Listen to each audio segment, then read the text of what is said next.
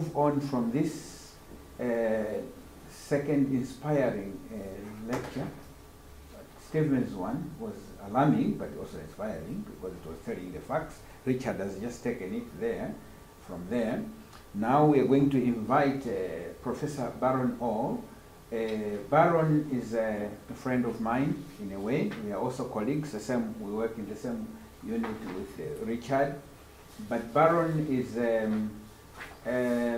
mix of many things. He comes from the academic background, and so with academics and research and all the things that they do. But he also got a lot of grounding in his work in Africa, in the developing world, and all that. And he is a professor conferred from the University of Arizona in the US, where he spent many of his time. But also he's been a member of so many scientific bodies. But I think when you go out for a break, just in a moment, you will see the scientific conceptual framework, which he was the one who authored it on LDN. And he's going to talk about some of these things, but you'll see his book out there. And please, I encourage you to take a copy. I see one has already got it, I think this one. All right, yes, it's there. So there is a man behind the document with another colleague of his, another professor, Annette Coy in Australia. So you have the right man.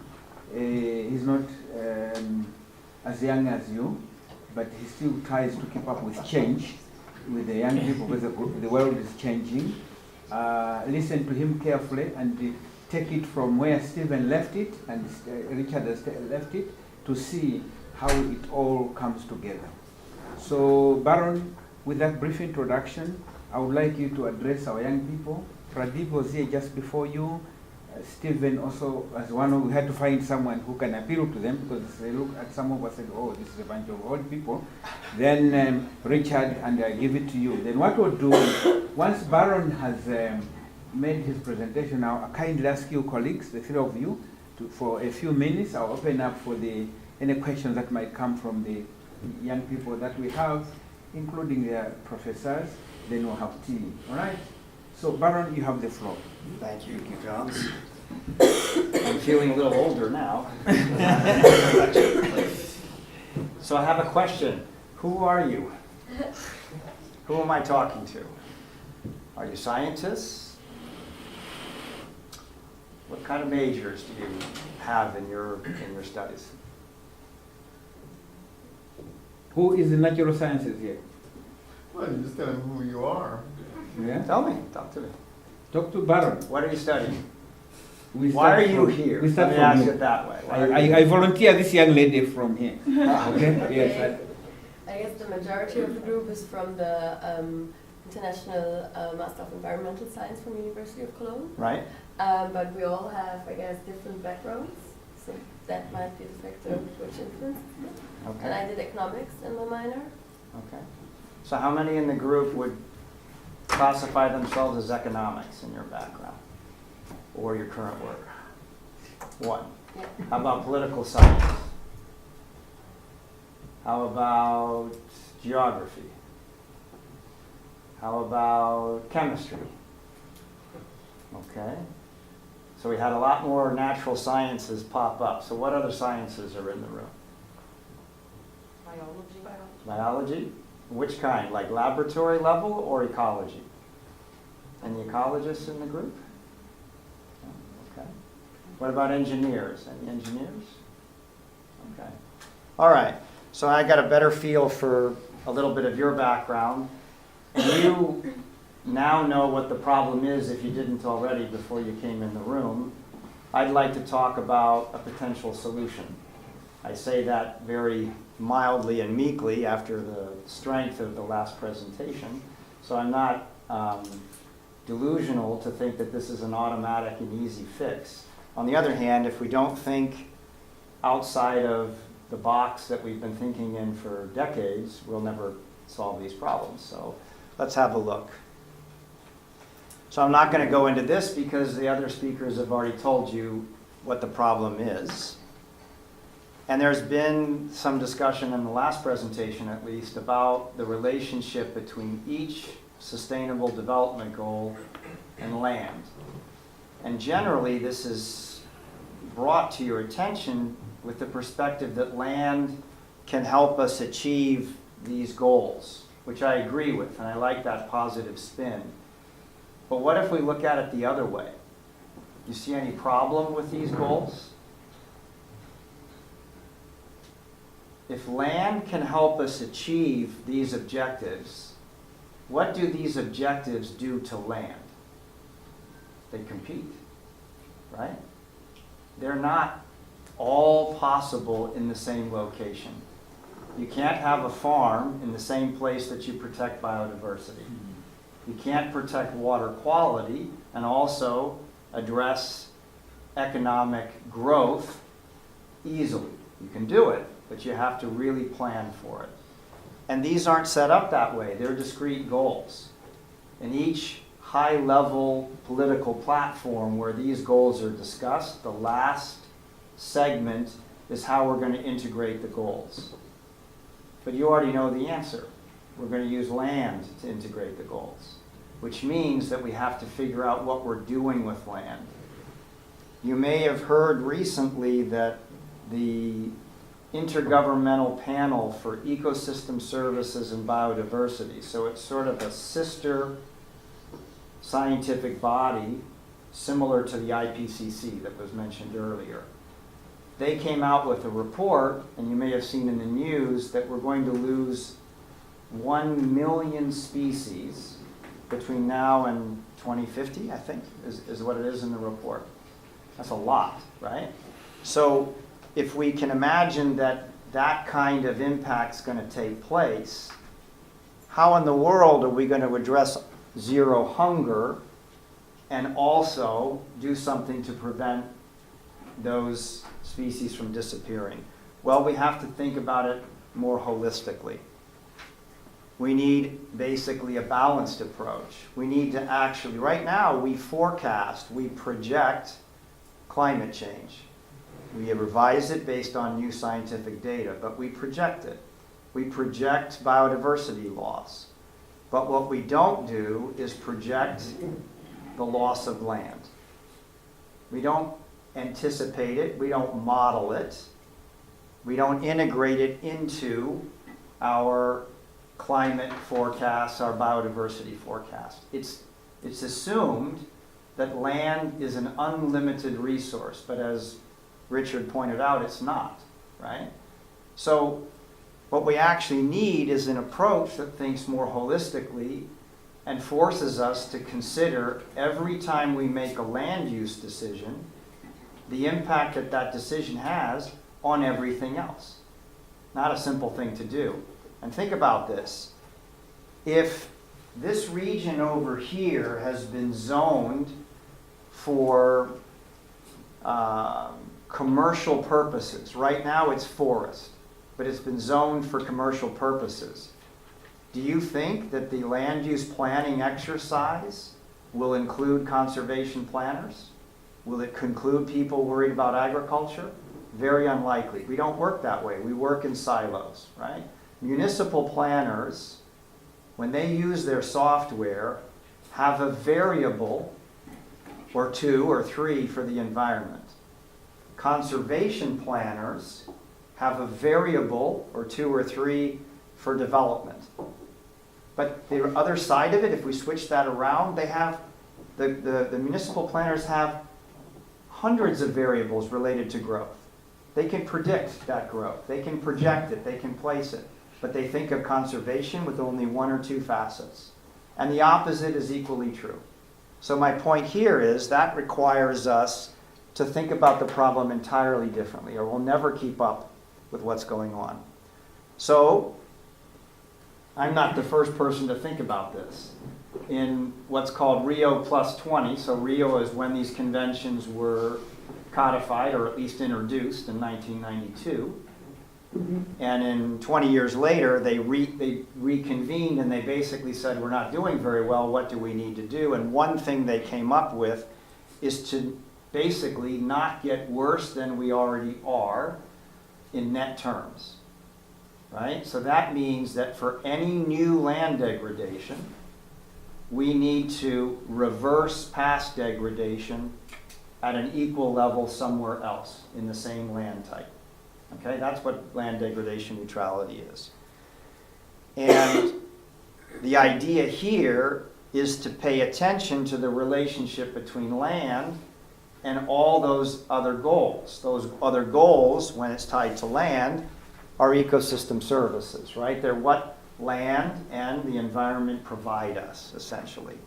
And there's a lot of them, right? You've heard of like pollination as an ecosystem service, food as an ecosystem service. Anything that we draw from land is a service that's provided by it, whether it's us or nature. So if we're going to have a goal of no net loss, right? We're not going to get worse than we already are. Then we need a framework to achieve that, right? We can simply say it, but nobody will do anything. We have to put a boundary around this and mechanisms in place so that it's achievable. How many of you have heard of carbon offsets? What are they? What's a carbon offset? Give me an example. A company is putting out, smokestack, a lot of carbon dioxide into the atmosphere. What do they do if they want to be more green? Reduce emissions somewhere else. Exactly. So they offset that carbon by sequestering carbon somewhere else, right? We would like them to do it in the land.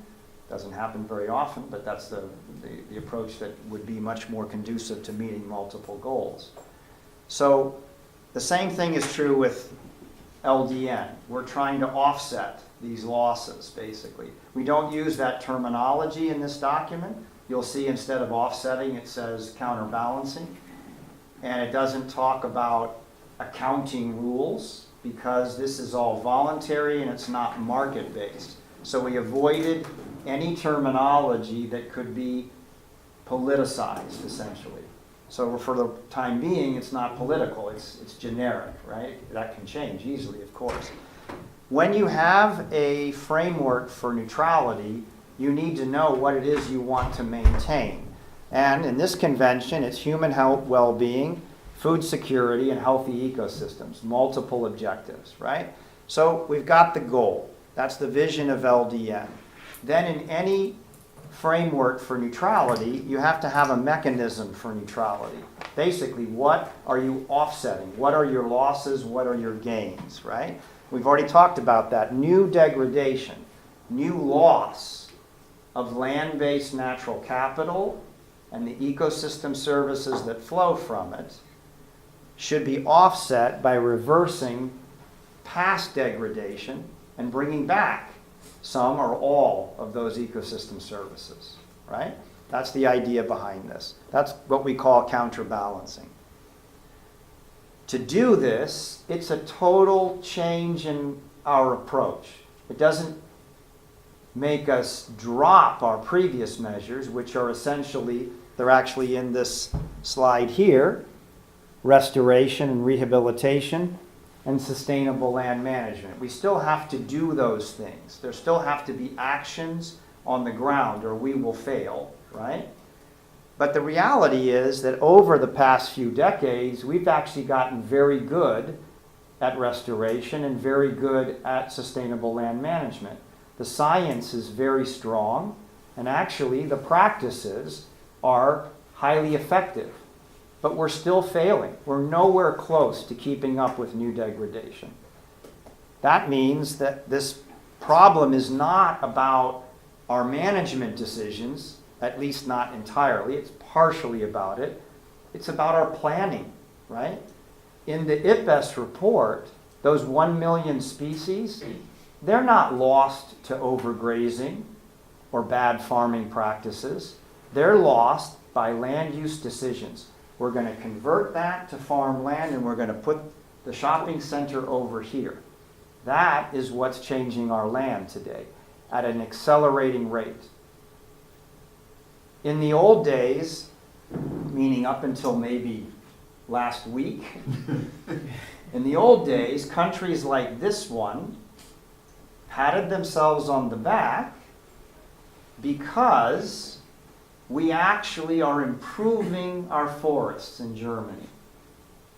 And so Germany says, we're doing better than a country like Brazil where they're losing land because we're actually putting some attention and investment in nature. But who's actually consuming the land in Brazil? Who's eating that land? We are, right? The soybeans that are growing at an accelerated rate, meaning expansion, in Brazil that are feeding the entire world, including Germany, are a result of not demand inside of Brazil. It's our demand. So we're actually consuming land all over the world. And the old model of patting ourselves on the back for how well we're doing in that park over there or this reserve over here without considering what we're eating doesn't cut it. And even more concern, there's a lot of attention to what I can do, my diet. I can influence this by what I eat, right? But actually the problem is very similar to obesity. For years, the assumption was it was an individual's problem until there was a study done.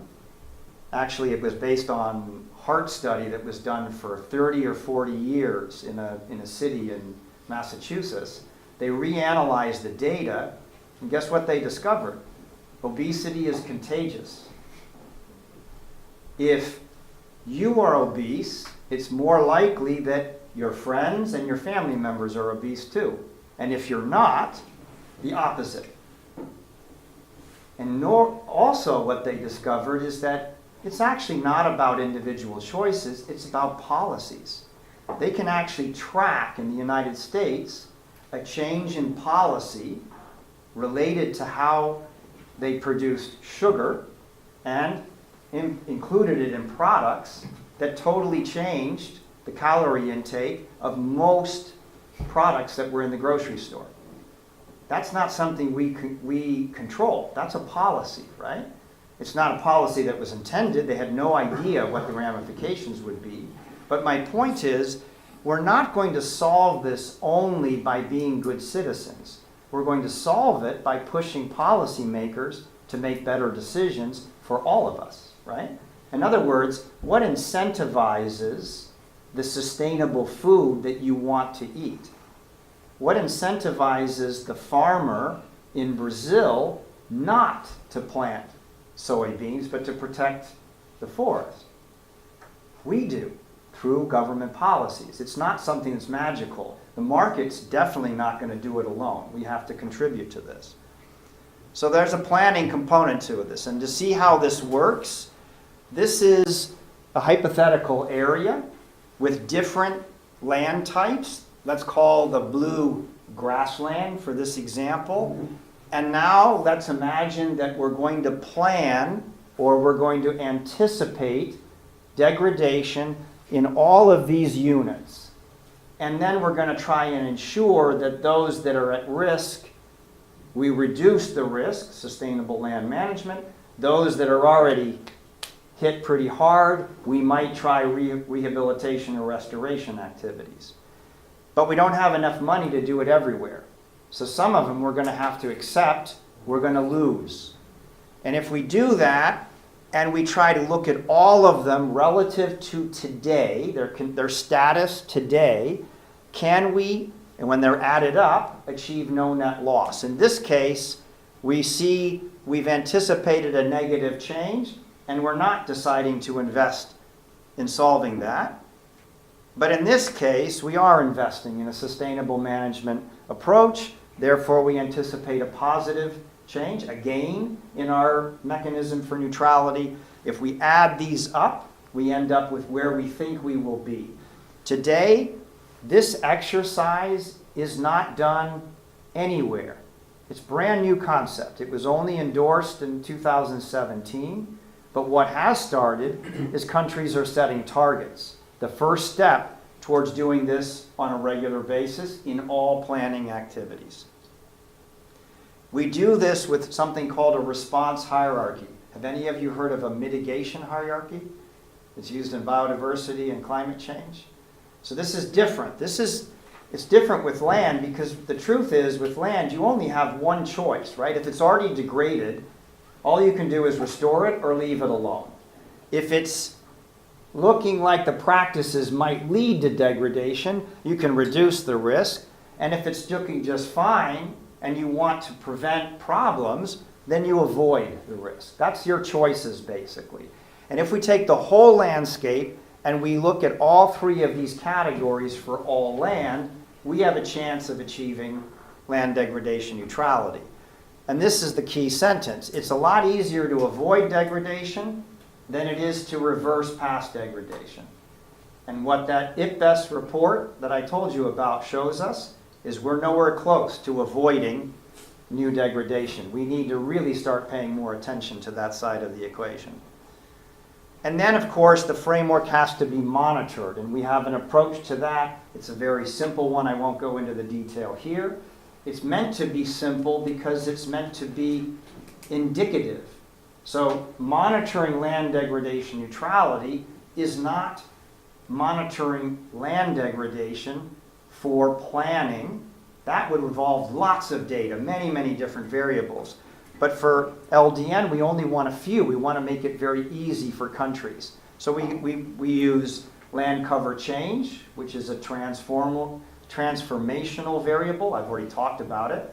We use land productivity, which is also known as NPP, net primary productivity. It's basically what grows, and it's the most commonly used variable for land degradation, but it has a fundamental flaw. Productivity responds to rainfall, right? The more it rains, the more things grow. And rain is not our problem. Our problem is human actions that impact the land. So it's a fast ecological variable. It's important, but we also need a slow one. We need one that really only changes when we harm the land, and that's soil organic carbon. Why do we use soil organic carbon? Why is that one so critical? If you know a little bit about soils, you know that if there's no carbon in the soil, it's dead. It's finished. Moreover, the carbon that was in that soil is now in your atmosphere, right? It's the pivotal piece of this puzzle. It's the key. If we can keep carbon in the soil or put more in through organic practices, like no-till practices, like composting, etc., then we have a chance.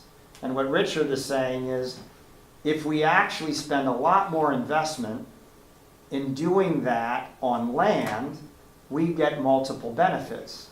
Sure, we can put carbon in the ocean, but we actually end up with new problems like acidification. And we don't help anybody's livelihood, right? So we're not anywhere close to solving the problem.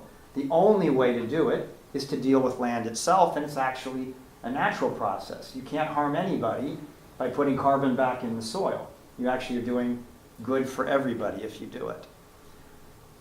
And this is just a way of looking at how do we go from data sets to these indicators to address ecosystem services. Any framework for neutrality needs, I said the word earlier, needs accounting rules. Of course, we don't use that word because that suggests money, and this is not a monetary approach, it's a voluntary approach. So we use the same concept, but we call it guiding principles. So these are the rules, essentially. And I won't go into them all in detail, but you'll notice, it's not landing too well here, but a lot of them actually have to do with people. So if we have a framework like this, we risk that somebody might restore land that's actually used by real people who then lose access to that land. So we have to have rules that safeguard land tenure, safeguard other aspects of what could happen. We call this, the technical word is perverse outcomes. We're trying to prevent the bad things that could happen by overusing or looking for loopholes in a framework like this. Those are the rules, essentially. And a lot of them have to do with engaging people in the process. So they have ownership and they contribute both to the monitoring and the decisions that are being made. So this is really what LDN is about. It's about trying to keep land in balance. It's about multiple benefits. So it's helping achieve the missions of the other conventions. It's about navigating trade-offs that I talked about at the beginning. It's about optimization, essentially. And you've got a copy of this. And what's interesting here is in this convention, we don't, countries, so I hope you know the difference from the earlier presentations between a UN convention and a UN agency. So we are basically a convening body. We're the representation of 196 parties, 196 countries plus the EU, 197 total. They tell us what to do as a secretariat. They have to have consensus. You've heard of the 1.5 degrees decision for climate change? Well, we have every workshop we have, even this meeting is part of what countries have asked us to do. We don't do anything without guidance. So we're not the ones that go out and restore the land, but we are the ones that help set the rules to make it easier for the FAOs and UN Environment and UNDP and IUCN, and the list is very long, do their job. Because if they're backed with a global policy decision, then they can say, yeah, we're doing what everybody has already agreed to, right? And so what's interesting is the framework was endorsed. It means that the concepts that inside there can be leveraged by different scientific communities, by also the political communities, because they can find their interest inside and they can move forward. And that's what we want, right? If we're a voluntary mechanism, we need something that pulls people in. It can't be mandatory. It has to be embraceable. And that's what this framework is intended to do. This is fitting into the Sustainable Development Goals because it's one of the targets. Under Life on Land, Goal 15, this target is land degradation neutrality. So we provide data to monitor that process. That helps us because it puts us in the global effort to try to respond to the major environmental problems of our time. And the synergies I talked about, if you're interested in the science of it, are pretty evident inside of this diagram. It's very well documented how these come together. And then I'll finish with just one example. This is in Brazil. This is an initiative that is dealing with the fact that the northeastern part of Brazil, all of the semi-arid lands, they can't actually use the response hierarchy because there's no way they can avoid degradation or reduce it because it's all degraded. 100% impacted. No islands left in this area. Almost the entire landscape looks like this. But actually, if you know what you're doing and you can see the land well, you can put a shovel in the ground and you can find the water that used to make this whole system work, kind of a savanna type system. And if you do it well, where you control for what can impact where you dig, and if you involve the community, and if you connect that hole you just dug in the ground with the uplands, you can actually restore this for about $7,000. Not much. For a whole municipality to do this, especially if you create jobs.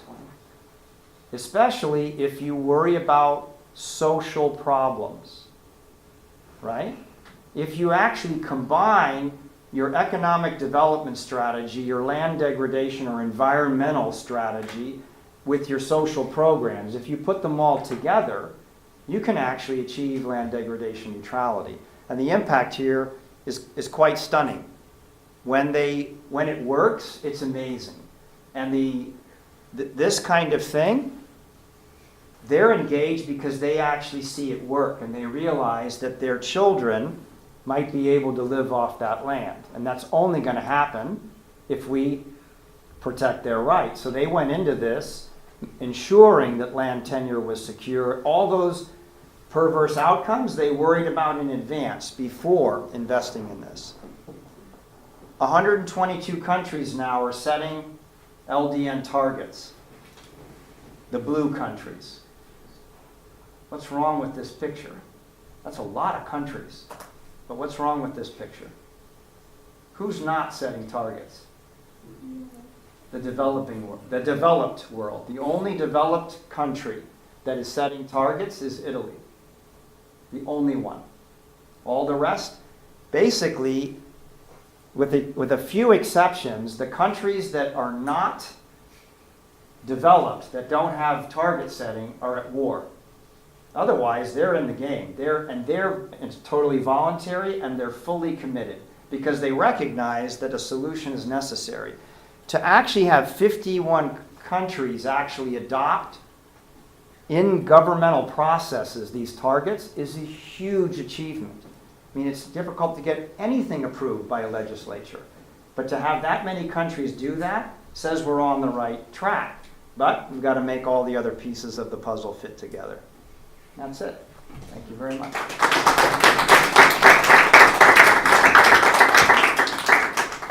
Thank you very much, Barron. So you've heard from basically the three doctors, Dr. Stephen Adawen, Dr. Byron Cox, and Professor Barron Orr.